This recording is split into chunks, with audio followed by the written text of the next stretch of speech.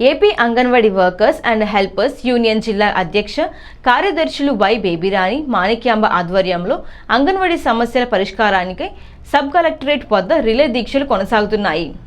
Anganwadi union గౌరవ అధ్యక్షుడు SS మూర్తి మాట్లాడుతూ కేంద్ర రాష్ట్ర ప్రభుత్వాలు కార్మికులకు ద్రోహం చేసేలా ఇచ్చిన 4 లేబర్ కోడ్లు రద్దు చేయాలని, ఐసీడీఎస్ కు నిధులు పెంచాలని డిమాండ్ చేశారు.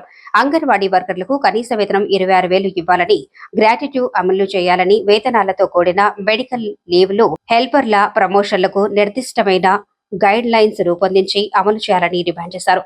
పెండింగ్ లో ఉన్న 164 సూపర్వైజర్ పోస్టులు వెంటనే భర్తీ చేయాలన్నారు. ప్రీ స్కూల్ బలోపేతం చేసే తల్లికి వందనం పథకాన్ని వర్తింపచేయాలన్నారు.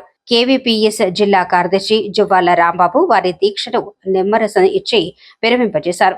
సిఐటియు జిల్లా అధ్యక్షుడు సుందర్బాబు, జిల్లా కార్యదర్శి పూర్ణిమరాజు, టి సావిత్రి, వి రాంబాబు, ఎం వెంకటలక్ష్మి, అంగన్వాడీ జిల్లా నాయకులు పాల్గొన్నారు.